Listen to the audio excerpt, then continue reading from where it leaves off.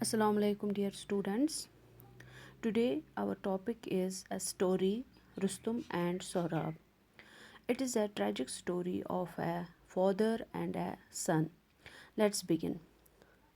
Long ago there lived in Persia, now Iran, a great soldier called Rustum.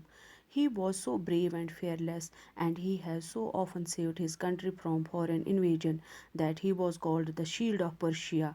The enemies who tried to invade the country fled in fear when they heard his war cry, Rustum.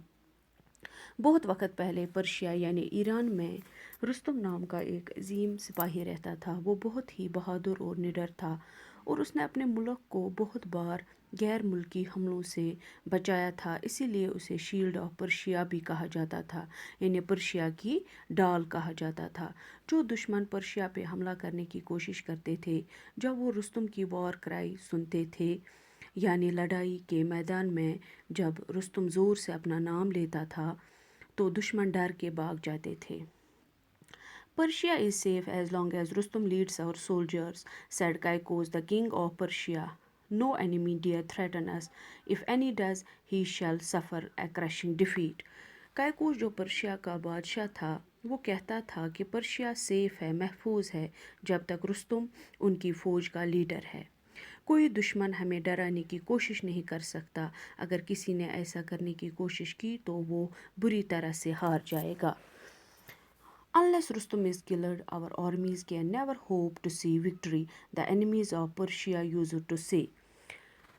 जो Persia के दुश्मन थे वो कहा करते थे, जब तक रुस्तुम मारा नहीं जाएगा, हमारी फौज को कभी कामयाबी हासिल नहीं होगी। Once in the course of his travels, Rustum met a Tatar princess called Tanima. They fell in love with each other and married. एक सफ़र के दौरान रुस्तुम की मुलाकात एक शहज़ादी से हुई जिसका नाम तैनीमा था। उन दोनों में प्यार हुआ और उन्होंने शादी कर ली।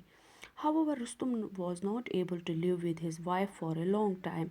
The king of Persia soon sent for him because he did not feel safe unless Rustum was in his kingdom to protect and defend it. So Rustum had to go away from his wife, who was then in the family way.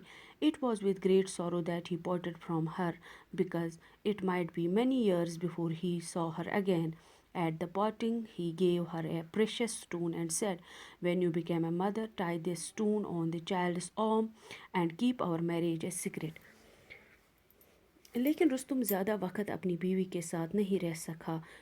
जो Persia का बादशाह था, उसने रुस्तुम को जल्दी बुलाया क्योंकि वो खुद को गैर महफूज महसूस कर रहा था जब तक रुस्तुम उसकी सल्तनत में हिफाजत के लिए मौजूद न हो। तो रुस्तुम को अपनी बीवी से दूर जाना पड़ा, जो उस वक़्त माँ बनने वाली थी। जब वो अपनी बीवी से जुदा हुआ तो वो बहुत दुखी हुआ, क्योंकि अब दोबारा मिलने में उनको काफ़ी साल भी लग सकते थे। जुदाई के वक़्त उसने अपनी बीवी को एक कीमती पत्थर दिया और बोला, "जब तुम माँ बन जाओगी तो ये पत्थर अपने बच्चे के बाजू पे बांध देना और हमारी शादी को एक राज रखना." In due course, a son was born to Tanima. Tanima knew that when the boy grew up, Rustum would be eager to have him follow in his footsteps, unless she hid from Rustum the fact that their child was a boy. He would certainly take away the child. She would then lose her son as she had lost her husband.